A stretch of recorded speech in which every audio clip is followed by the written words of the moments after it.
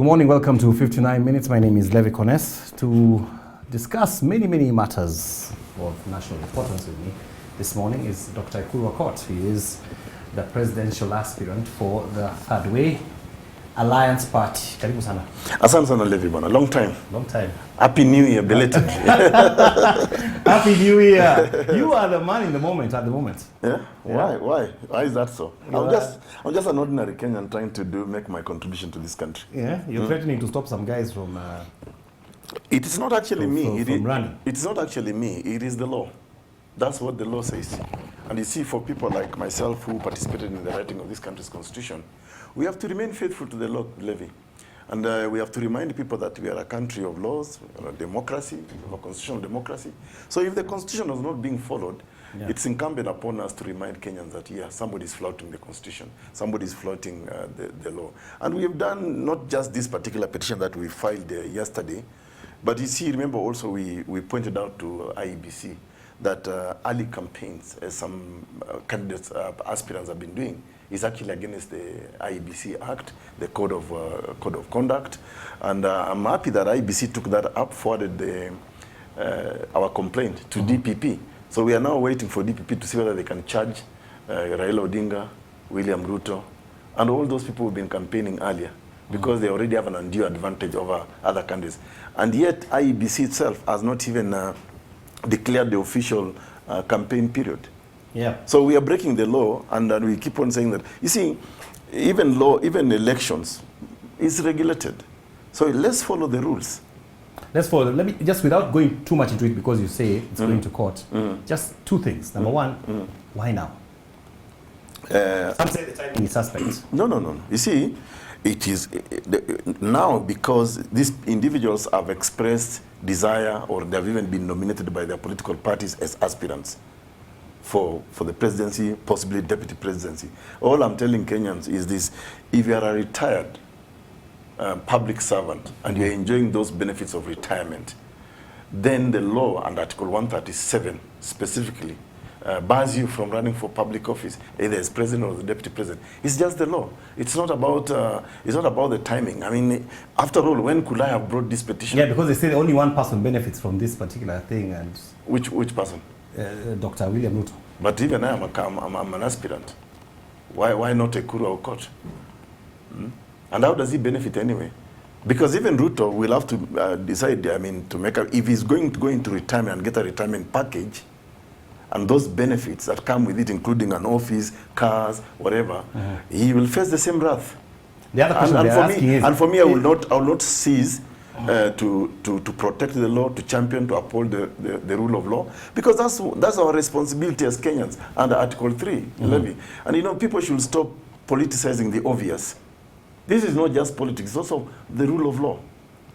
Yeah, and one of the pillars in our party, THIRDWAY Alliance Kenya, is to protect the constitution and devolution. This is one of our pillars. So as a party, we are championing what we believe in. Okay, the second thing is people are asking, in 2017, Raila ran, Mudavadi ran. Wasn't this, Kalonzo of course was running as a deputy to Raila.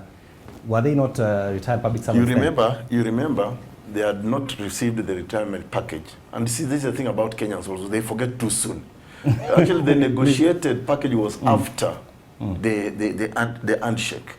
And that's when the parliament passed that law and now accorded them those packages of offices funded by the state and taxpayers' money as part of their retirement package. And if you recall, Uhuru Kenyatta and Ruto used to say Raila should retire with Kibaki.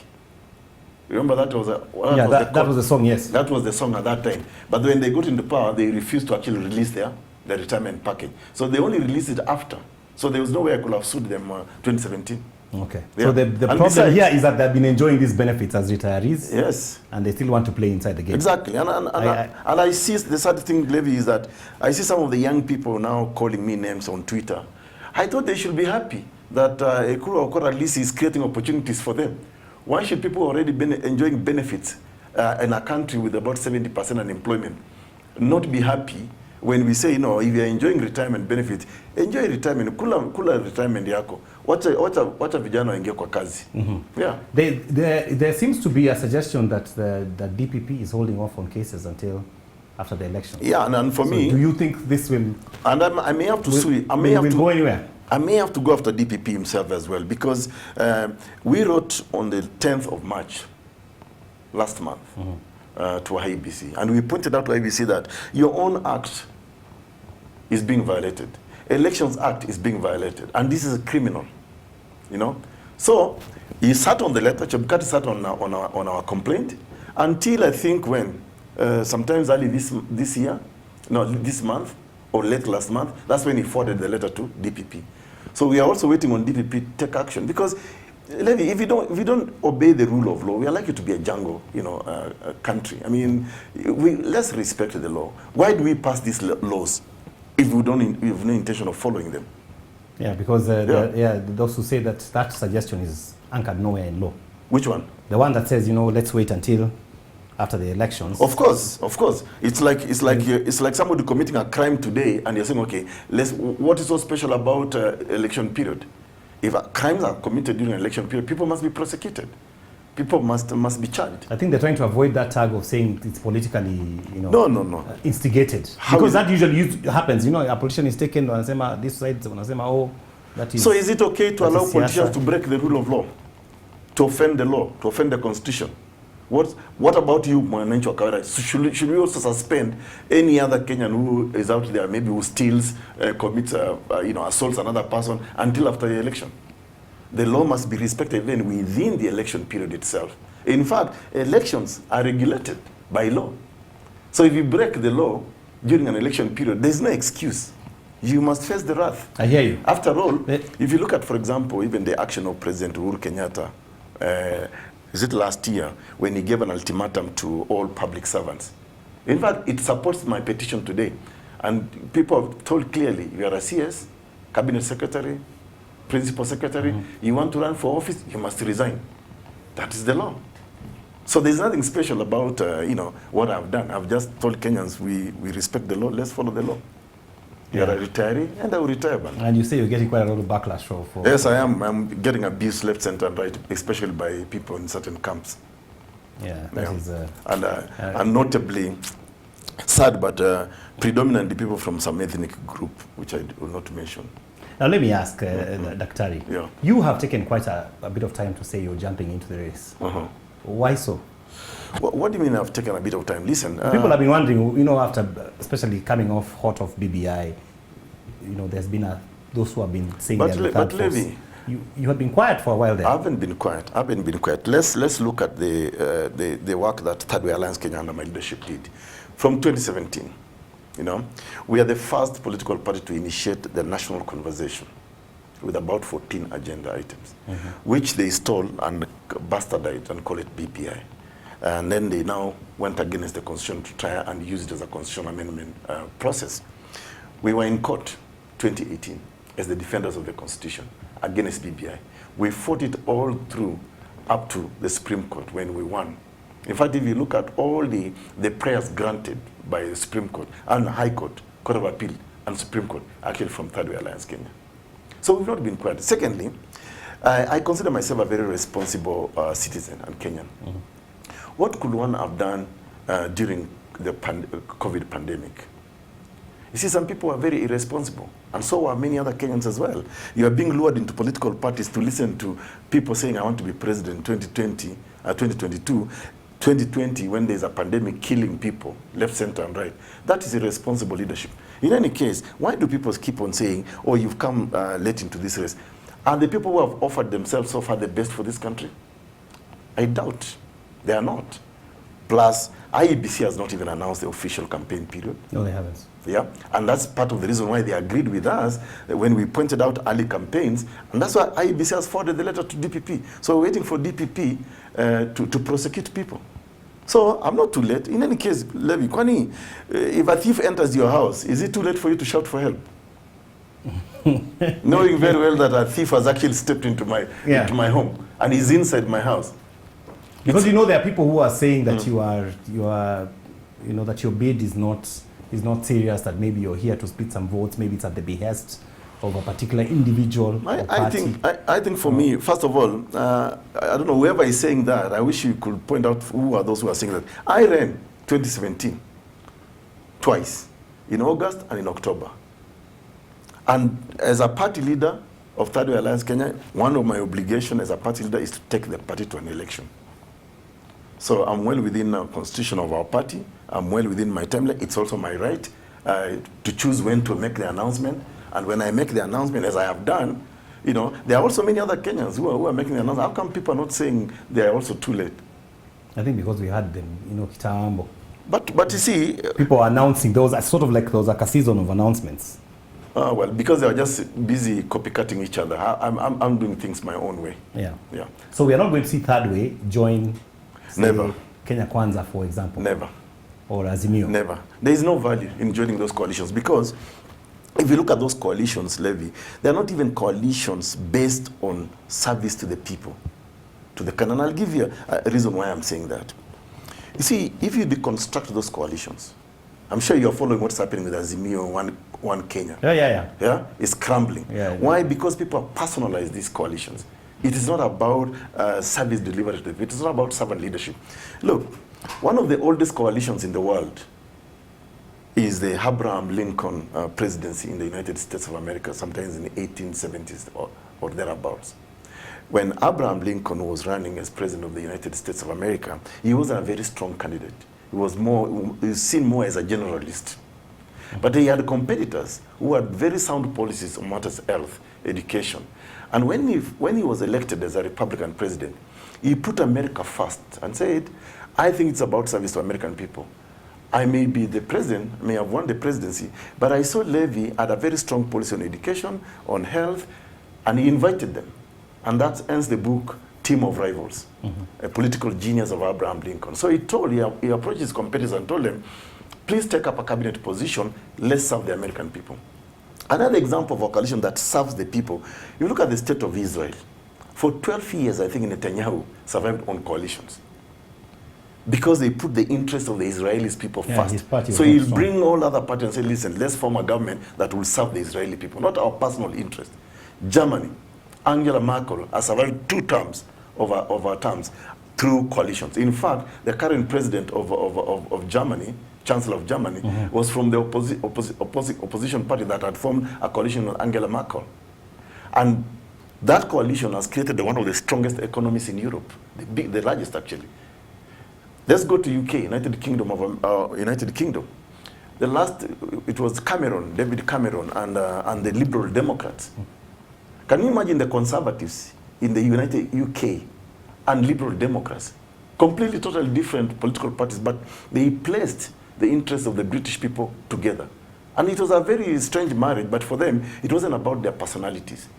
In fact, when David Cameron failed to stop the Brexit, he resigned and said, I'm no longer a good captain. So that's when coalition actually means something.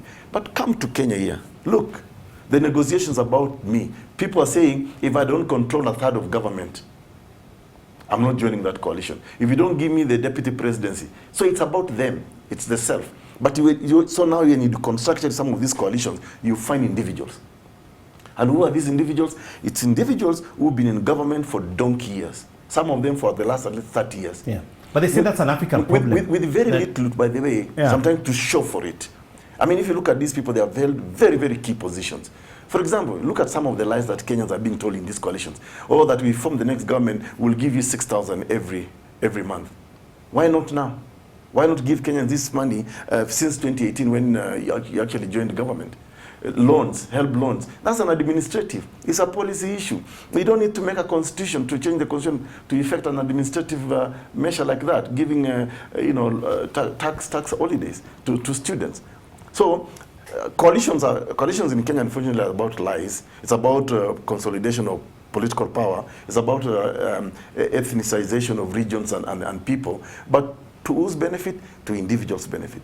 So if coalitions in Kenya were based on principles and strong foundation, now we serve the people of Kenya, then they will make sense. Just like those examples of coalitions I've given you. Do you think the Jubilee of 2017, if they had invited you into government, you would have joined them? For me, of 2017, would have been a tough sell for me because what I've observed over the years is that individuals are invited in governments, but nobody respects what they bring on the table. If you invited me into government or coalition, but I come with an agenda, which I will say, fine, we have an agreement, we are entering into this coalition, but I would like to see 1, 2, 3 things done, in government. And I want to come as a first among equal, not as an appendage or somebody to be used. You've seen many people who have been invited in government, how they have ended up, because they are being used, So I wouldn't want to serve in a government that, for example, I believe the Jubilee government is the failed government this country has ever had in its entire history. In fact, it's making the administrations of both Kenyatta 1, Moi, look older than anything else. These are fairly, you'll expect that Uhuru, Kenyatta, and Ruto, fairly younger people, generation-wise, that they will have really taken Kenya to a certain level. But look, they're leaving us with a national debt of about 8 trillion. Yeah. Which, whether you and I pay or not, our children must pay, and their children. They must pay. It's interesting you talk about the debt. Let me just ask, in as far as now the presidency is concerned, because you talk about people making promises, and you can see some of the promises could have been done now, or some of them will not even be fulfilled. A lot of Kenyans are wondering, when it comes to promises about the economy, where is the money going to come from? I mean, here we are, with no fuel, with problems abounding. Do you feel like presidential candidates are honest when they are talking on the pulpit about on the podiums? You will have to be specific. I was very honest when I offered myself 2017 to Kenyans. My manifesto was out there. We proposed some of the things that right now they opposed. When I brought in Punguza Mizigo Constitutional Amendment Bill, I really meant to equalize this country, and I was very honest about it because I believe in the rule of law. And we came up with the World Development Fund, which would have equalized this country, Levy, speedily. I mean, you will have to interrogate everybody's plans, and you will have to interrogate everybody's experience in what they say they have done or what they will do. Because for me, people have also asked the question, EKURU, do you have experience of running government? But honestly, compared to who? If you compare me with, say, Raila Ruto, who have been in government, and who have been part and parcel of the problems you are going through today, I don't need that experience, Levy. I would rather go into government with no experience. With no experience like the one that they have had, which has put us into serious national debt, poor health sector, education, CBA's collective bargaining agreements not being respected. Today, if you talk to nurses, doctors, they will still tell you the situation is bad. 70% of our young people today are unemployed. Who needs that experience to run government? I don't need that experience. I would rather come in as a green on and actually, push for a certain agenda. And yet, do you think there is room for a third force? Because it seems Kenyans are... There is room. I do believe there is room for a third force in this country, or for another choice. Because I'm also hearing Kenyans saying, surely we cannot be given the choice of a wolf and a fox. Either way, you'll be eaten. In fact, last week, another Kenyan called Waweru used the example of, it's like being thrown into a dam with a hippopotamus and a crocodile. Either way, you will become a meal of either. So that's terrible. There has to be imagine that's the way Kenyans are thinking now. They are saying, surely, don't we have any other options in this country? And yes, last week I challenged my other well, we don't call ourselves competitors, other aspirants. I met with Ruben Kigame. Yes. I met with Ambassador Esther Waringa. I met with Grita Modoni and Waweru and myself. They are all running. Waweru is running as an independent. Grita and the ELP party. Ambassador Waringa, I think, for the seat, I think, if I'm not wrong. Ruben Kigame is an independent. And I asked them the question, and they came to my launch, and asked them, since we are all against these other people that have been in government, why are we not uniting? And that was a very important conversation that went on, and we are still convening, in fact, even this week, because we have to agree amongst us. Otherwise, we are the problem. Why can't people who say we don't agree with those Azimio people and the Kenya Kwanza people, why are we not uniting ourselves? Because that has been the perennial problem in opposition in Kenya, lack of unity in opposition. And that's how these people get away with all the lies that they promise people. I mean, if you look at, for example, Jubilee from 2013, 1 laptop per child, 3 million jobs, bundles per every ward, and all that. Where are those? promises. And Stadia. Yeah, Stadia, in 6 months, in 3 months' time. All those things were promised. Yeah. By now, people who are also, in fact, the more I discuss about our political situation in Kenya, Levy, the more I actually come close to believing witchcraft is real when it comes to political decisions. Is it witchcraft or is it tribalism? I think it's a combination of everything. Do you feel like, because there's someone saying that this particular election is going to slay that dragon? I don't think so. I don't think so. Look at the mobilization in Kenya today. The mobilization is based on ethnic, on region, our people, that and that, that kind of talk. Nobody is saying, let's really talk about the real issues. Today, how do we, for example, revive the 7 million small businesses that we lost during the COVID? Nobody's conversing about such issues. Nobody's talking about, for example, how do we revive the national debt? How do we renegotiate our commitment globally? Nobody's talking about, those are the things that will actually advance Kenya into a level of prosperity. But nobody's talking about that. Everybody's talking about us, me joining this coalition, joining that. Our people must be in government. So what? Let's talk about the real issues, the devastating effects of bad healthcare, education in this country, poverty. People today are sleeping hungry, Levy. 3.5 million, it says. Today. Exactly. Today, who is talking about that? Do you hear the president talking about that? They have converted state resources into campaign tools. Nobody's talking about the problems that are really bedeviling Kenyans. Yeah, and then those rallies are still so heavily attended.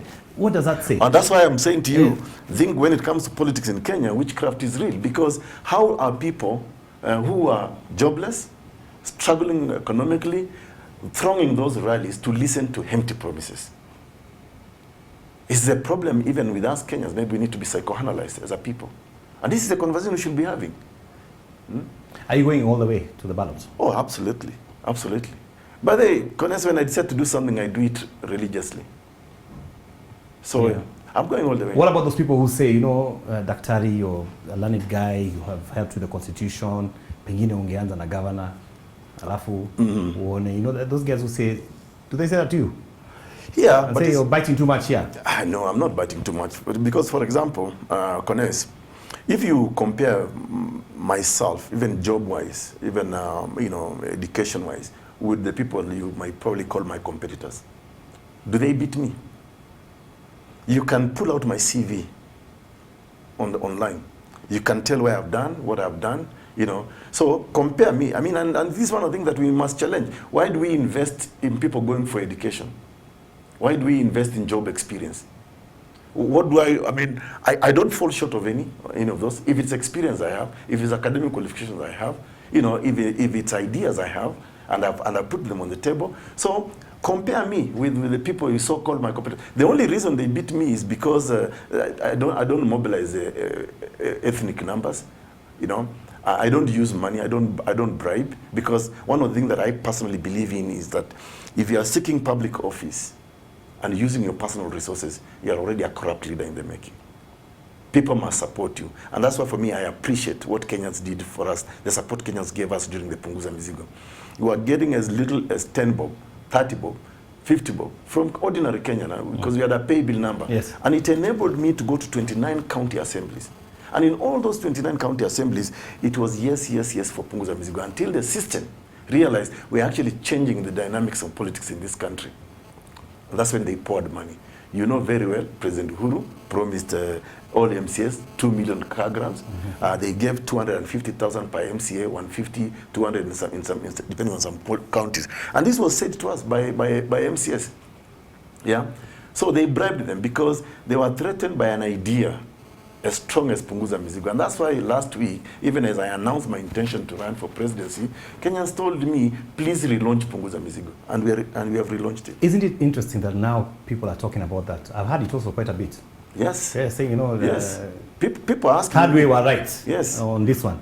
By the way, I'm vindicated. And for me, it doesn't matter to me whether people say you have experience or no experience or not. But we will do the right thing, Levy, for this country. Because the BBI, one of the biting issues for many Wananchi was that whole thing of a bloated parliament. Was really getting on people's nerves.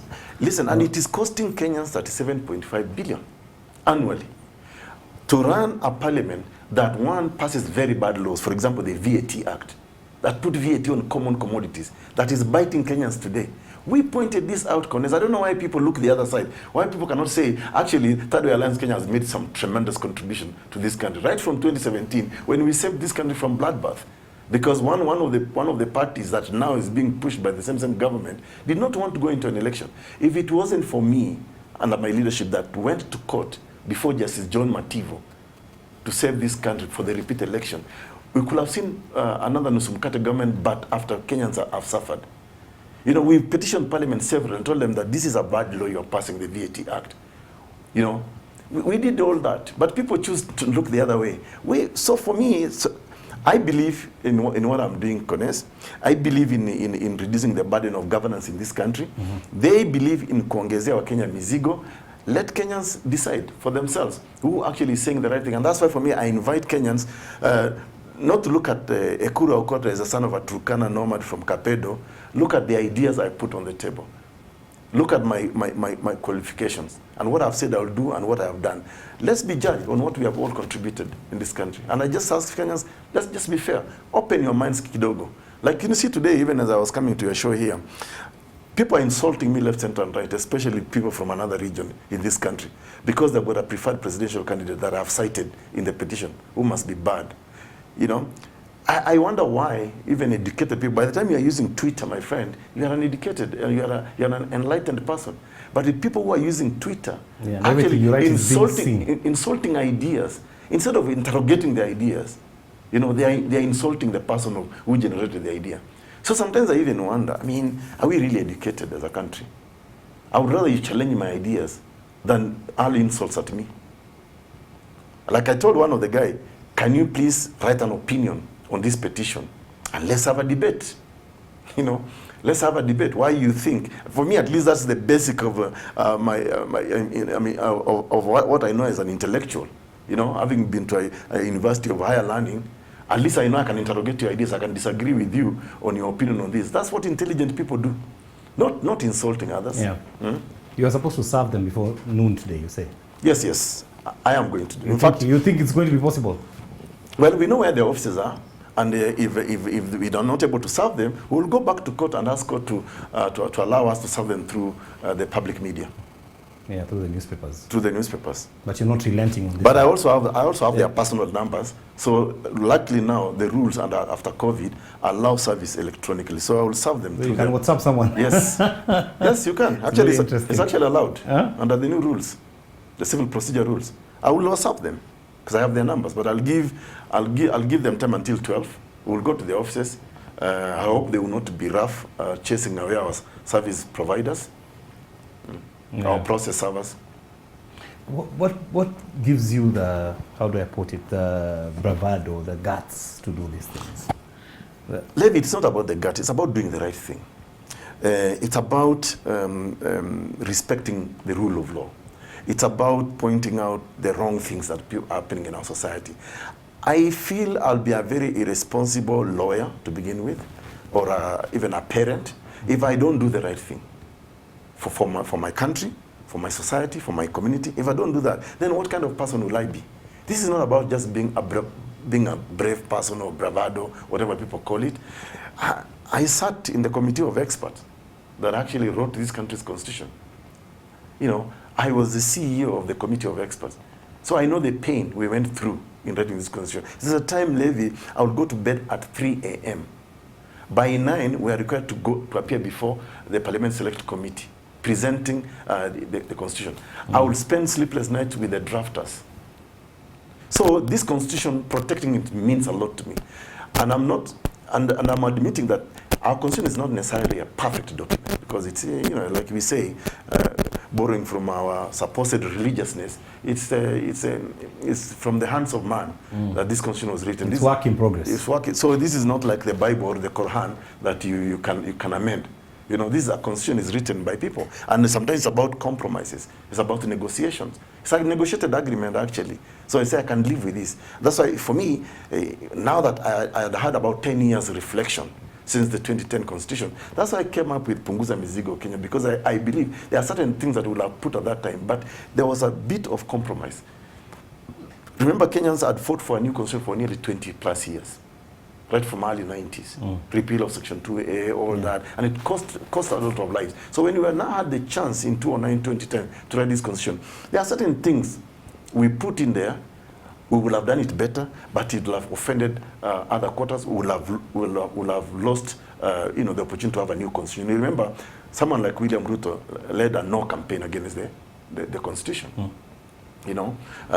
Others like Raila, Kibaki, and ourselves were on one side supporting the new constitution. And we said, it may not be perfect, but there will come a time when we will actually relook it. That's where the shoe first and yes, walk. Exactly. And we said, for example, and one of the things that we want Kenyans in our final report of the Committee of Experts is the cost of running this constitution.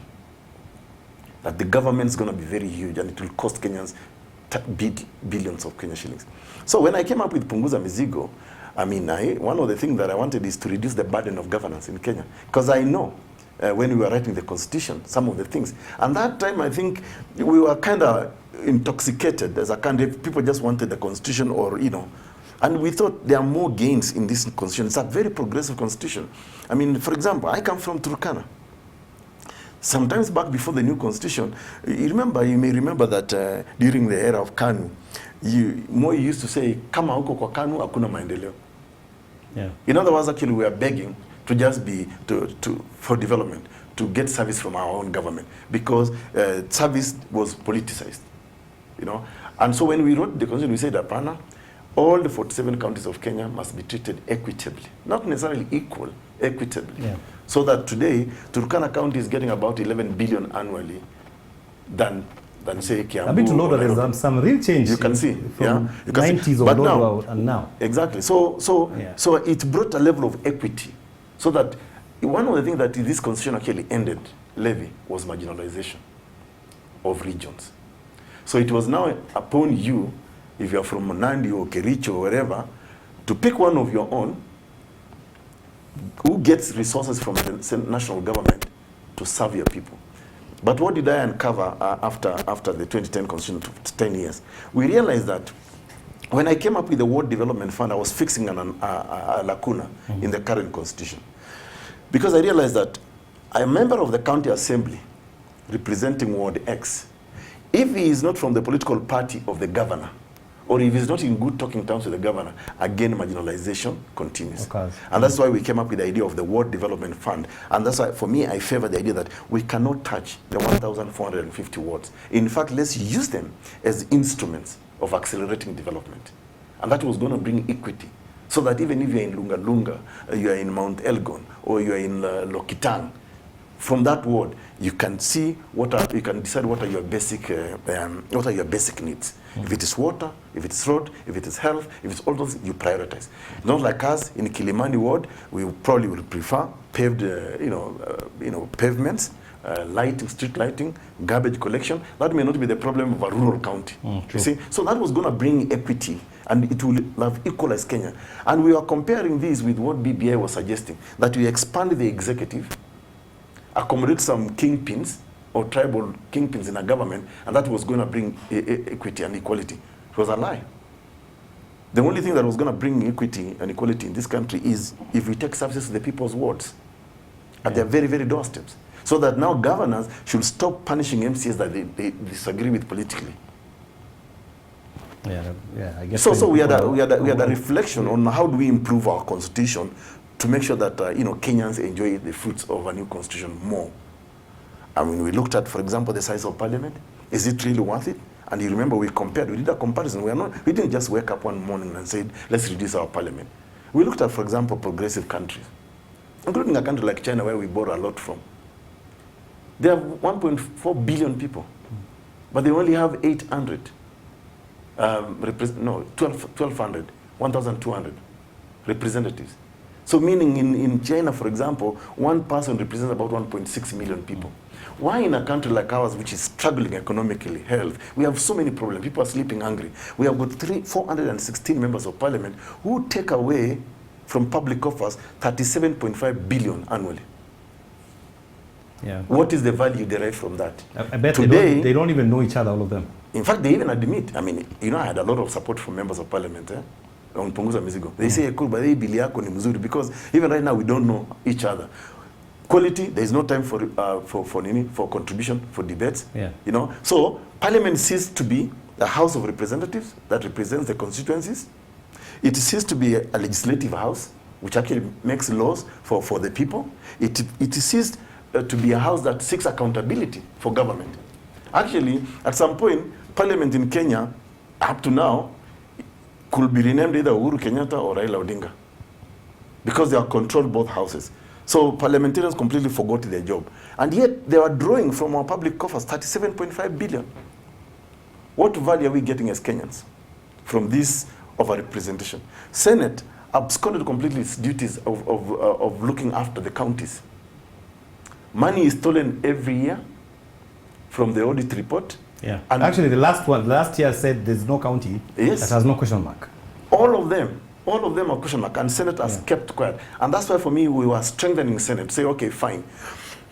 We make Senate a house with veto power, because that's originally what we had put in the 2009 draft constitution, to be a upper house with veto power.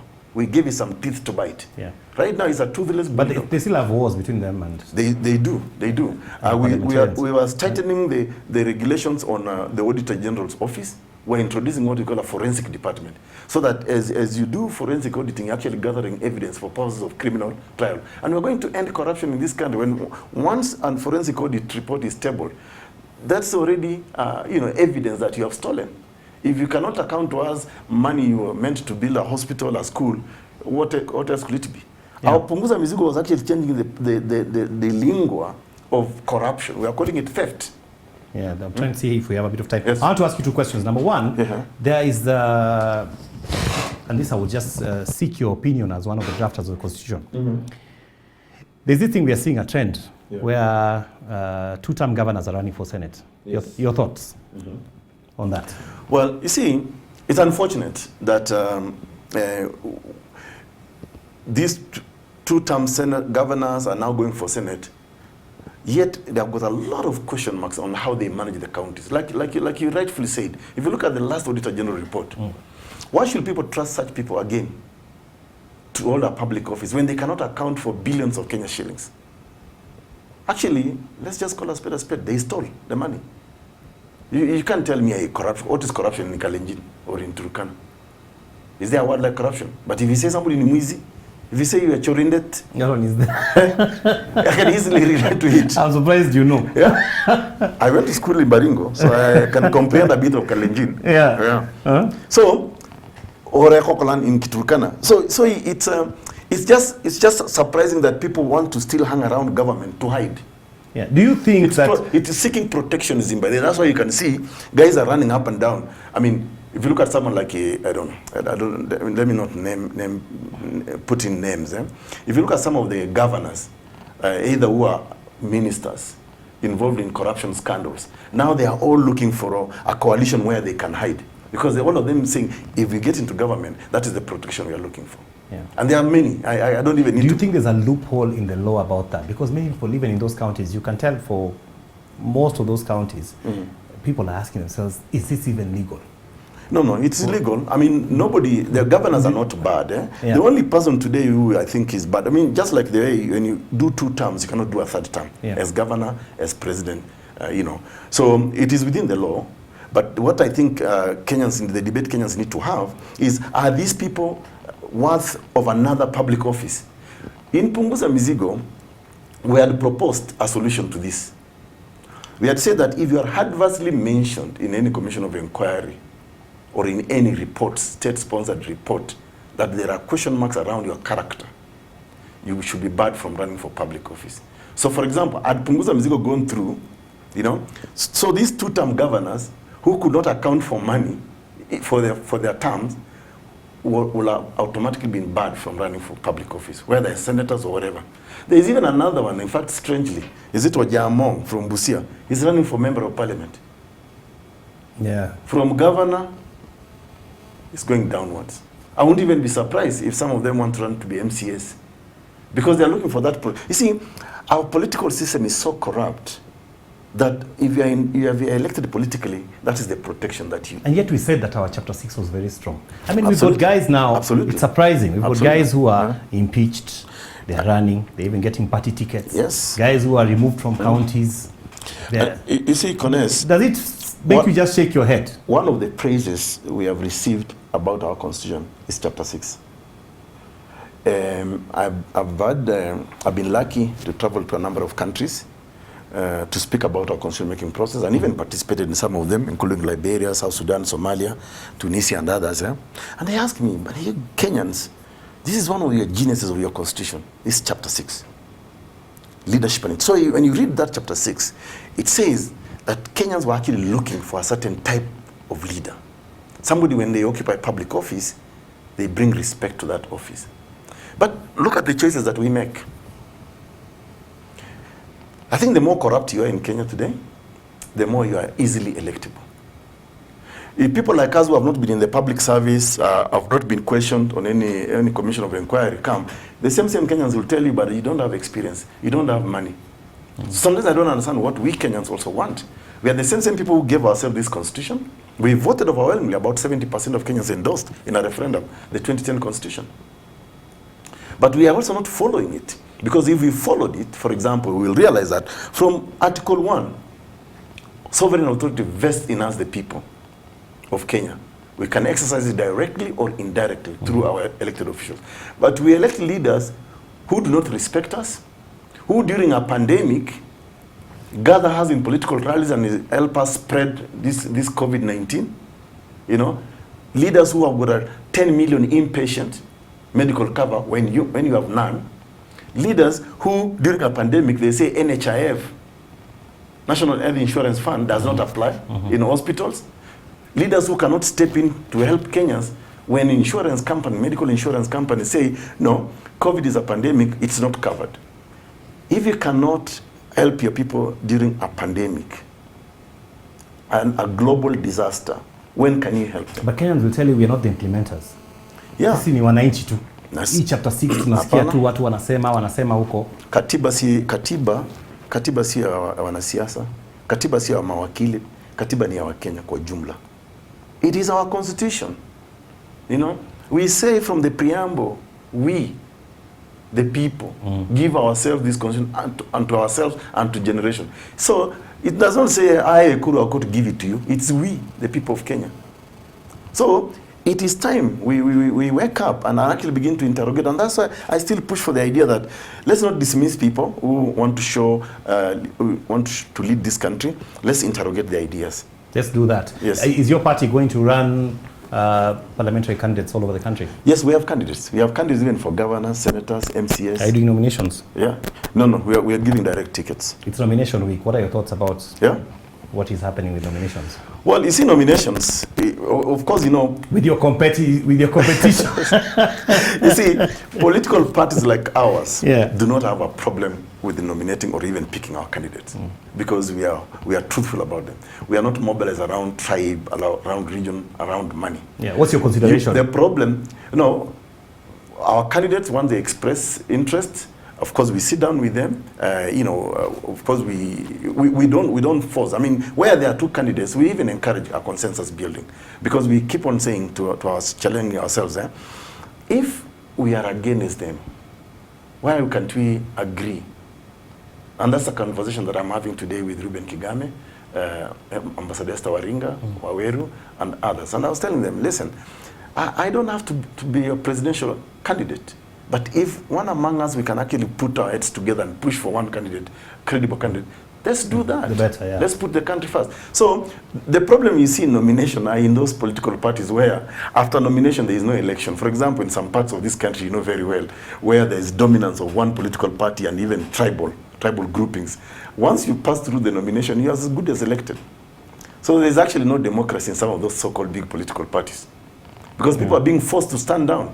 You saw what's happening, for example, in Kakamega, when Malala and Khalwale are forced to sit down. They said it was a friendly negotiation. Yeah, but we also know the calculations that they are doing. like Kenya Kwanza has said, there are about 3 ways of picking their candidates. Yeah. There is a nomination, which is feared to be chaotic. Yeah, it's direct. Then the direct ticketing, and then of course there is they will do an opinion poll. Yes. Yeah. Which is also being done by ODM, opinion polling. Exactly. Scientifically, they say. And so it's a circus, you know, because first of all, I don't think there's any political party, except maybe very few, that have actually maintained a members register, a honest members register. Especially the so-called big political parties. No, they don't have a members register. Yeah, we were all shocked about this. You can see people are being ferried in buses, you know. So that's exactly what's happening, and we hope that, but whatever the case is, Levin, I would say to Kenyans, don't kill yourself because of this election. Okay, we have got 4 minutes. Yeah, don't kill yourself because of some leaders, tribal leaders. Think about your problems first. Yeah, do you have confidence in the IEBC as an umpire? For now, to be honest, I've always had question marks around the IEBC, even from 2017, and we pointed out. For example, today, if you look at the rules that Chebukati put in place from last year, to say that you must stop fundraising for your campaign, when the same IEBC has not even declared the official campaign period. If you tell people not to raise money, how do you expect them to sell their manifesto? So it means IEBC already is settled on certain individuals. If you look at the rules that IEBC is introducing, for example, they're saying, for you to run as a presidential candidate, you literally have to work with a photocopier machine. When you're seeking those supporters, yeah, the 1,000 supporters, you must literally, 2,000, you must literally have a photocopier machine. So if I go to some remote part of this country, where there is even no electricity, there is no road, but obviously I will have some supporters who say, we want it to be in the ballot. How fair is that rule? What has IEBC been doing for the last 4 years? Some of these things, they will have put them in place way in advance. And that's why people are saying, you know, trying to change the rules of the game, you know, in the election year is mischief already. And yet IEBC sits on some of the things that we point out for them. For example, when our party pointed out the issue of early campaigns, based on the IEBC Act, they sat on our letter and only transferred the issue to DPP. Why didn't the IEBC itself summon these people that we have pointed out? Yeah, and they have ability to. And they have ability. It is their power. So they choose which actions to take. But when we, for example, and look, even when we had Punguza Mizigo, we took our 1.4 million signatures. Do you know how long it took IEBC to verify our signatures? 5 months. Yeah, I remember that. 5 months. But I saw what happened with VBI. And how long did it take VBI? Yeah. I think a week or so. So you can see. I can see the disparity, yes. Yeah, the disparities are there. IEBC is biased, in my view. Even when they approved the Punguza Mizigo signatures, you saw they just send a letter. But with BBI, there was a ceremony. You know, Chebukati was even parading himself. They are handing over them the certificate. They mistreat the so-called, what they call small political parties. They don't treat them. So actually, IEBC is captured, in my view. And that's exactly also what happened in 2017, when they gazetted only Raila and Uhuru Kenyatta for a repeat election. And Article 140 is of Article 3. Yeah, you know that worries people. Yeah. So now, going into this election, what would you tell Mwananchi? What should we be? I think, in my view, Mwananchi should be vigilant. Yeah. They should be vigilant to both. And I think they should point out, you know, let's not tire Levy. Let's not. We have to keep on pointing out the mistakes of these institutions, whether IEBC, whether the presidency, whoever. That's why, for me, I'm not afraid to do what I'm doing. I'm not afraid to take these guys to court. And by the way, we are waiting for Uhuru, and we will sue him after election to return back our money from BBI, because the court already found out that it was an unconstitutional. Was it state money that was used? Yes, it was state money. Then tell us where the source. This is, of course, state money, and we know it is an average about 20 billion that was spent on BBI. People were paid allowances. And our own laws levy, as a public servant, if you, for example, spend money wrongly, you are surcharged. This is a case where both courts, High Court, Court of Appeal, and Supreme Court, have confirmed that BBI was an illegality. It is null and void. And therefore, they went into public coffers. Look, President Uhuru's lawyer argued that he sponsored BBI as a private citizen. My lawyers, on the other hand, argued, okay, there was also another process called Punguza Mizigo. EKURU AUKOT was also a private citizen. How come he never accessed public money? So we will continue to do the right thing. I mean, I'll tell Kenyans, this is our country. It belongs to all of us in equal measure. Let's not surrender it to a few individuals. And the more we surrender it to a few individuals is why we are being treated the way we are being treated. You know, people think that we are not capable of doing certain things. That's why people question. I mean, why don't you run even as an MCA or MP? Why not president? And yet I qualify. Why not president? True. Even you, Levy, should consider running. Honestly, they say politics is a dirty game. No, there is not. Listen, And Levi, I want to go to heaven, my friend. Listen, Levi.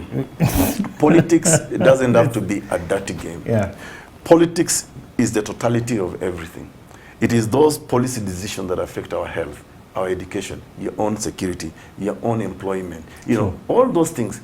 It is political decisions that affect the price of unga. Today, Kenyans are crying, VAT kwa mafuta, saizi, petrol is being hoarded somewhere. I mean, as I was coming here, yeah, it was serious traffic. People are looking for fuel. Why? Because on the 14th of this month, the day after tomorrow, the prices will go up. Why isn't our government speaking about it? Yeah. There was the petroleum fund. The Auditor General established that there was 2.4 billion Kenya shillings meant for the petroleum fund that was not accounted for. Do you hear them speak about them in political rallies? We don't. Do you and hear I read a very sad thing today about Yeah. Petrol to our neighboring countries increasing to 60% from 40. Exactly. Those guys would rather take petrol there. When we say politics is a dirty game, I don't agree with it. I can compete with you in terms of political ideas. We don't need to kill each other. Yeah? And this is one thing that I confronted Raila in 2020 when they fought Punguza Mizigo so hard. I remember asking Jacom, why don't you allow your idea BBI to compete with Punguza Mizigo? You don't need to sponsor malls to come to my party to try and remove me from my party just because my idea is superior than yours. So we can, if we are all sensible and reasonable human beings, politics doesn't have to be a dirty game. How come, for example, look at the politics in the US, and you have had the chance to live in the US. When, for example, 20 Democrats decide to run for the party ticket, they'll compete in terms of ideas. They will. Eventually, whoever is nominated in their convention, everybody supports that person.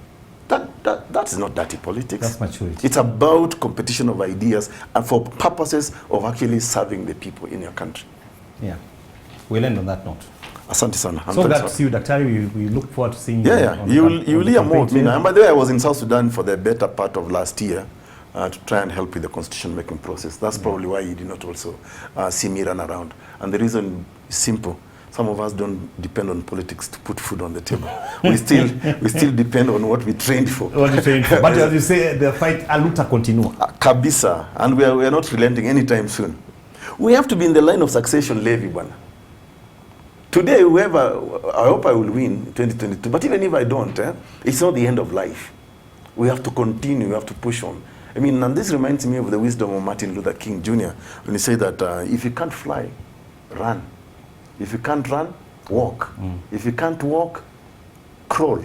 Yes. Whatever the case, keep on moving. And that's what we'll do. Keep on moving, Dr. Keep on moving. That's 59 minutes for today. Stay tuned for Leah coming up with Ross. We'll see you tomorrow.